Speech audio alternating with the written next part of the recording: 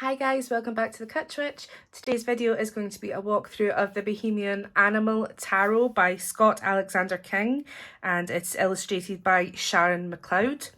And this is a Rockpool publishing deck. So let's just open it up. So it's worth mentioning that this deck did not come with a ribbon in it. I added this ribbon because it is the old cardboard insert type where the cards sort of slide around and get stuck. So I added this ribbon myself, and as you can see, I've also trimmed the deck. So the deck used to be this size here. I've mentioned before I have really small hands, so I had to trim the deck so that I could actually use it. So let's just move this out of the way. Okay. Now, I'm just sort of moving things out of my way here. Put you there. Right.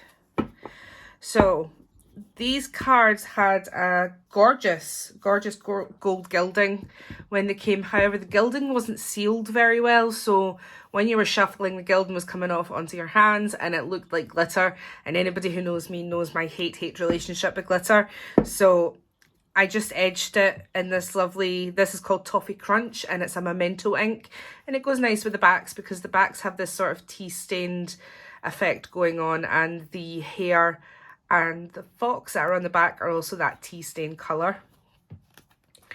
So normally I would talk about the book a little bit first, but this book needs a lot of talking about because it is an amazing book. So what we're going to do instead is go through the cards first. So the majority, I should say, of the major arcana have been renamed. Excuse me. I've got a bit of a sore throat. So anyway, so the Fool has been renamed the Innocent, and this is a coyote. And he's got his little mouse friend down here, and then you've got the eagle up here as well. There's a lot. There's a lot of imagery. Not imagery. What is the word I'm looking for? Significance, maybe, in the animals that are used. So coyotes are known to sort of be risk takers. So I suppose he's like the perfect sort of cunning character to have as your fool. And then with the eagle being up here, he's wise, and he's warning, I guess, he's warning the innocent on his journey. Oh, and the backs on these, as I said, you've got a hare and a fox. So, excuse me. The fox is your high priest, who would, of course, usually be the magician. And he's got his cup and his sword, his pentacle, and his wand, as he would always have. But then you can see that the elements are also represented. So we've got owls for air, the gnome and the squirrel for earth, the frog for water, and the chameleon here for fire. So he's still got his normal sort of symbols that you would see. So he's got his little infinity symbol here. I can never remember what the proper name for that is, but the infinity symbol that he has as well. And he is just the most adorable little fox. And then the high priestess, this is a hare.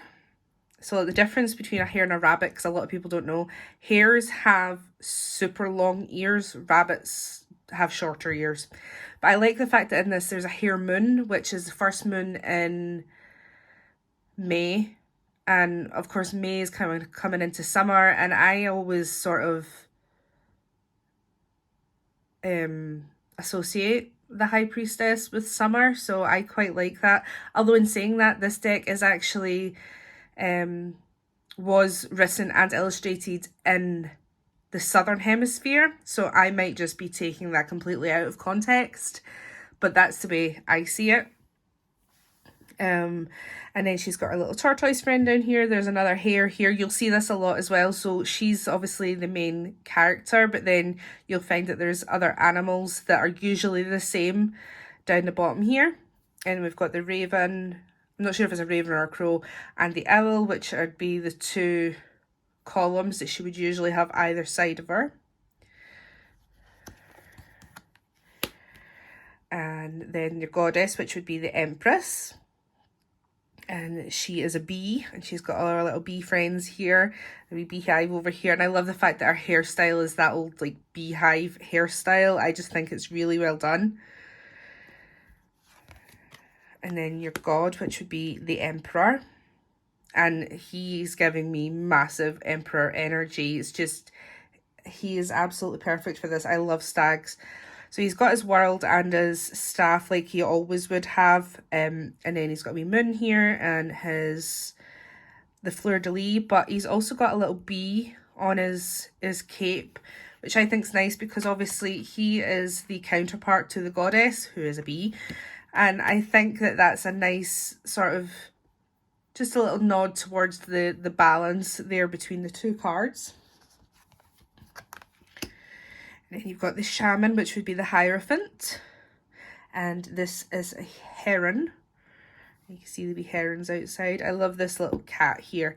It actually kind of reminds me of one of the cats from the Tale of Tom Kitten, just the way it's wearing its little suit thing here. And I think this is a praying mantis. But then there's also the alchemical symbols around about. So there's the maiden mother crone up here, and you've also got the pentacle. Excuse me again, sorry, the pentacle, and you've got the circle with the cross, which is the same symbol as the pentacles. And then you've got the lovers, who are pheasants. And here in the doorway, this says Amour, which is very, very sweet. The carousel, which are horses. And I mean, obviously with a carousel just goes round and round. You never really go anywhere, but these horses have broken free and they're going off on their own little journey. And it's sort of also depicted up here where you've got a little horse and a chariot and a wee cat and I think it's a monkey, a sloth even, in a little boat. So they're sort of their own little chariots. It's very, very sweet. And of course you've got a unicorn. It's a very sweet card. And then the warrior, which would be strength, is a badger. And you've got the Pamela Coleman Smith original artwork here for, obviously, to show the strength card that you would normally have in a Rider-Waite-Smith deck. And he's got all these little other books around. So there's like another wee badger here, and down here there's a little hedgehog. And he's standing on a book that says Animal Dreaming, which is quite nice. Solitary is a bear. I love his little stepping stones up to the unknown. The Wheel of Fate, which would, oh yeah, did I say the solitary would usually be the hermit? The Wheel of Fate would obviously usually be the Wheel of Fortune, which we can see here. I love this card. Pigs are my favourite animal, and it is so rare to actually see pigs represented in the animal world. They are the underrepresented in the animal world. I absolutely adore pigs. And I like, because it's called the Wheel of Fate, they've kind of got this old style, like fortune telling kind of trailer and things like that. And it's a very, very sweet card. Consequences, which would usually be justice, and this is a spider. You can see her big spider legs here in the back and the spider webs, and there's still the scales which you would normally see. And this here says Tarot Web of Destiny. The Suspended Man, which would usually be the Hanged Man. There's a bat. Pretty much self-explanatory there. It's the perfect card to use for a bat. I like the fact that this little tree has a face. And then you've got your black and white horses at the back again, sort of showing the balance. Death is death, so this is a vulture. And up here it says evolve, which I like because obviously the death card is about change. So I like the fact that you've got down here a little alligator. I'm not sure if it's an alligator or a crocodile, just hatching from its egg and going on its new journey. Moderation. So this would usually be the Temperance card, and this is actually the first card of this deck that I saw, and I completely fell in love with that. This is an ermine. I'm not sure what an ermine is, but whatever it is, I want one. I actually originally saw this deck on Lisa Papezzi's Helping You Say Yes to the Deck. I think it was her third one, and it was Wesley from 22 Zines. I will link the video that I'm talking about and Wesley's channel in the description down below. But Wesley was showing this deck to Lisa, and I fell in love with it. This is just, she is loving her life, and there's a little angel and a little devil down here. Such a beautiful card. And then you've got the lower world, which would be the devil, and this little toad here, and it says life is a stage, and he's using this character here as a marionette, and then you've got a little skeleton here using this character as a marionette. I quite like that. This card is the only card in the entire deck I have an issue with. They've renamed the tower the Rook, which is fair enough, but a rook is also a bird. So if you're going to use a bird to represent a card called the Rook, you would think they would use a rook to represent it, but no, they've decided on a raven. It's a very well drawn raven. It's a beautiful illustration of a raven, but it does sort of wind me up that they've called it the Rook and then not used a rook. That just sort of rubs me the wrong way. Excuse me. The star. We've got a lovely unicorn here. A little fairy friend. And then the moon, you've got wolves. And you've got your little crab down here like you normally would have. The sun is the lioness and her little lion cubs. And the lemur here. I'm not sure what the lemur has to do with the rest of the card, but I'm sure it'll tell you in the book, because this book is an amazing book. Judgment, we have the jackal. And Mother Earth, we have the turtle. And I like the fact that we have this the snake up here, the one that eats its tail. I'm not actually sure where the story comes from this in this particular deck, or sorry, with the Rider-Waite-Smith deck, even when you see this, but I always think about Loki's son, one of the ones he had with the giantess. He was sent to encircle the world and like constantly eat his tail, so that's who I always think that is. And if you don't know the difference between a turtle and a tortoise, turtles have flippers, tortoises have feet. The way I always remember it is that Teenage Mutant Ninja Turtles were misnamed because they're tortoises. So this deck also has an extra 2 majors. So we have this ibis as the universe, and this mandrill as the afterlife. And I'm not going to lie, I thought that was a baboon, and I had to look up mandrill. It turns out that superficially they look like baboons, but they're not actually any relation to baboons. Well, not relation, that's not, they're closer related to other monkeys and apes. Anyway, moving on. So this deck also renames the minors. So you've got air, fire, water, and earth. So King of Air, the majority of the air cards are birds. So the King of Air is an eagle, and he's got his little eagles. Oh, these cards also go King, Queen, Knight, Page, and then does Ace through 10. So yeah, you've got your little eagles up here as well. And the owl, for the Queen. And again, she's got a little O's here. I love this card because obviously the Queen of Airs, she's quite intelligent. She's quite philosophical, you know. I think that's a perfect depiction. The Knight is a hawk. Looks like it's a really windy day there. Like obviously you can see his cape blowing back here, but look at the tree. And then the Page is a magpie.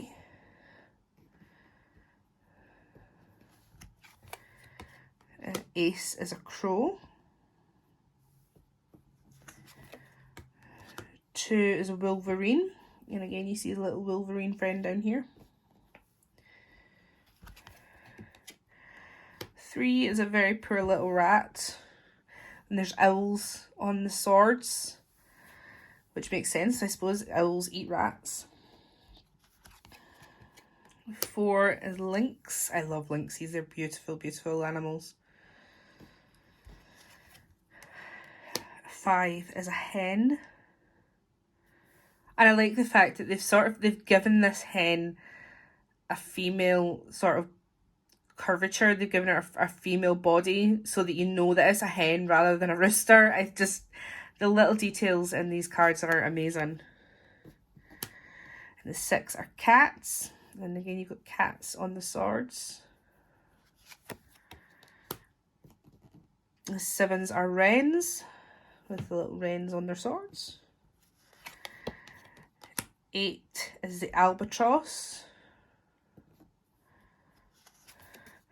9 is the gecko. I feel so sorry for this gecko. I just want to give him a cuddle. And you've got geckos here and here. I adore geckos. They are one of my favourite animals. And then we have a poor dead goat for the 10. And then onto the fire suit. So we've got the King of Fire is a salamander. He's got little ladybugs on his cape. Knowledge is a dragon. That's just perfect for a dragon. For the Queen of Fire, I should say. The Knight of Fire is a goose. And I love the fact it's a goose riding a goose. I just think that's amazing. Page is a meerkat. I love this little meerkat. Ace is a cobra. 2 is a tiger. 3 is a kangaroo.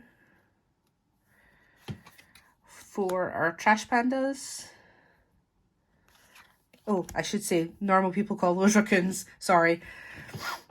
Excuse me. 5 are ostriches. And again, I think they're a great depiction for this card because ostriches are actually known to fight. They're quite evil. 6 is a lion. Again, riding a lion.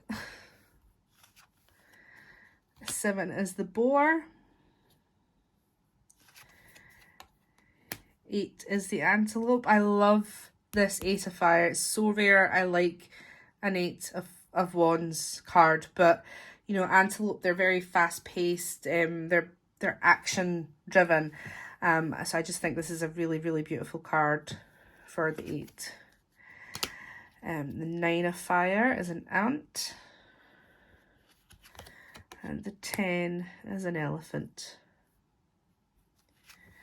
And on to water, we have the frog.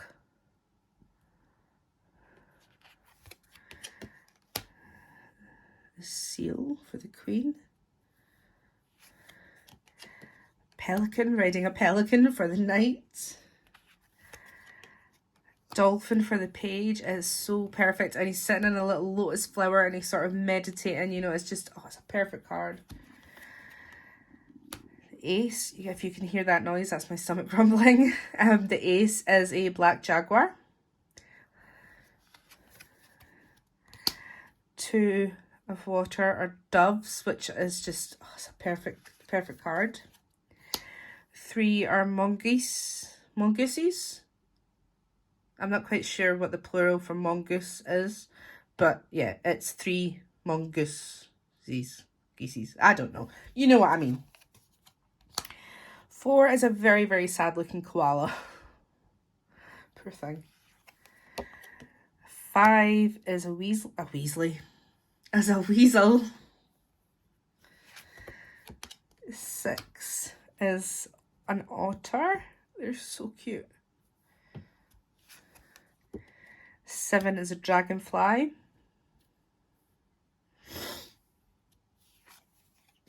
8 are the bluebirds.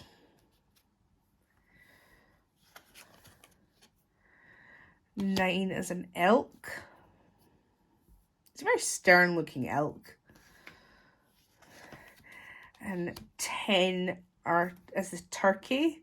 I think this card's a little tiny bit on the nose, because with the 10 of cups, I always think of being thankful. You know, and you're content, but you're thankful is the word that always comes to my mind. And of course, when I think turkeys, I think American Thanksgiving, in which they eat turkeys.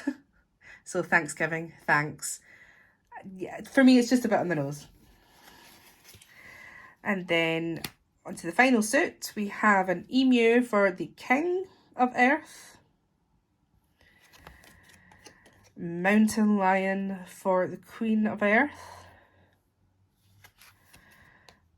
Rooster for the knight even. Page is a dog. I think this is a King Charles Cavalier dog. That is so cute. Ace is a bull. I showed this card to my best friend and she was like, what is that monster? I'm like, yes, that's a bull deer. Butterfly for 2. Robin Redbreast for 3. 4 is a rabbit.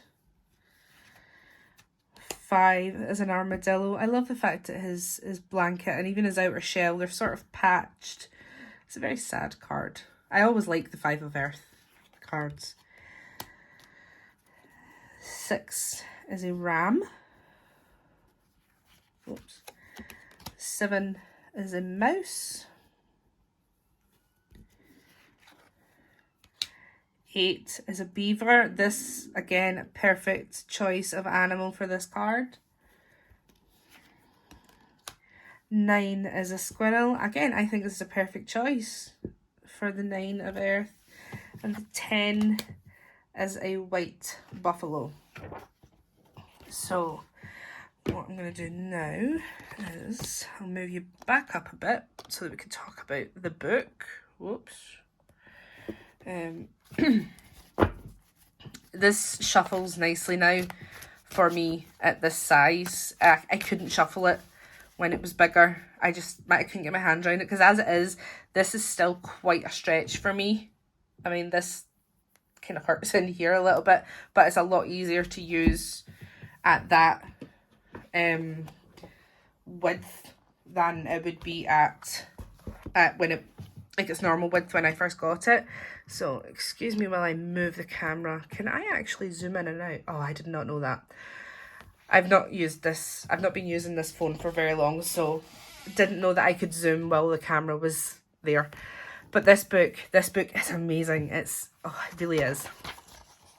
So when you first open up, you have your preface, your acknowledgements, introduction. It talks about the animal symbolism and Bohemia, so it explains why they're calling it the Bohemian Tarot. The major arcana, so that is just a list of the major arcana and then what the animals are. The minor arcana talks about the 4 directions and their corresponding elemental energies, which we will talk about because I have a little bit of a confusion going on with this. Interpreting the minor arcana, and then it's got the Bohemian Animal Tarot Minor Arcana, which again is a list of the minors with a little keyword and the animal that is depicting it. And reading the tarot, it has a 3-card spread and it shows you the Celtic Cross spread, the Bohemian Animal Tarot, the major arcana, so that's your descriptions and your definitions. Same then with the minors, and at the end you've got about the author. So as I've mentioned, this deck was actually written in the Southern Hemisphere. So there's a little bit of confusion in this to me. So as a general rule, I think we'll say, hang on, I need to bring this forward. It's just being weird. Oh, I'm so sorry about my stomach. Right, so as a general rule, wands represent fire and swords represent air. Now, I know in some decks that is switched. So when they said here, ruled by the element air, wands are the suit of creativity, etc. And ruled by the element fire, swords are the suit governing intellect, etc. I just thought they'd flipped them, which I was fine with. Until the next page, where it then talks a little bit more about each. It says air, swords, fire, wands. So that was a little bit confusing for me. Going back a page, it also talks about the directions and their elements. So up here we've got the Northern Hemisphere ones, which is fine. So you've got earth, north, the body, white, childhood, fire, south, the heart, red, and adulthood. And then it tells you what the southern ones are as well. So it's got fire, north, and earth, south. And over here when it talks about them as well, it says fire, north. And in my head, fire will always be a southern element. So as long as you're okay just switching those in your head if you need to, that's absolutely fine. Interpreting the minor arcana, we have each numbered card offers an individual interpretation. So it gives you a brief sort of keyword thing for each of the numbers, which is very nice. And then once it gets into the actual cards then, so normally you would have the Fool's Journey. In this we have the Innocence Quest. So you have a picture of your card here and then the animal archetype, and it tells you a little bit about the animal. The card description, it goes into a lot of detail about what's in the card and why it's there. The Innocence Quest, so where this card fits into the journey. Keywords, so exactly what it says, you've got keywords, and in here, divinatory meaning. This is an entire list of all the different sort of keywords, but the less important keywords, I guess. Like, so these are the big keywords: beginnings, impulsiveness, faith, innocence, recklessness. And then you've got all of these ones, so like new beginnings, a fresh phase, a new chapter, a new venture. It goes into like more detail. It sort of like expands out each of these. So with most of the majors, you get 2 full pages. Some you get 2.5. This is a very, very in-depth book. And like I said, each of the majors, you get the Innocence Quest and where it is in the middle of the story. And then moving on to the minors. Right. So with the minors, you have, again, your picture. You've got your element, keywords, the animal archetype, card description, and then here it says the 4 kings. So on every king page, you'll have this exact same paragraph, which is nice. It means you don't need to flip backwards and forwards, and it tells you what the king represents, and it does the same for all the court cards and all the number cards. And then you have your divinatory meaning. So again, you usually get 2 full pages. Sometimes you get 2.5 pages for each of the cards. This is a really, really in-depth book, and I would highly recommend this deck. It is absolutely stunning. So as always, guys, thank you so much for watching this video. I hope you liked it. If you did, please give it a thumbs up and consider subscribing to my channel. Please check out the links below to Lisa Papezzi's video that I was talking about and Wesley's channel. And as always, I hope the cards are good to you. Until next time, bye!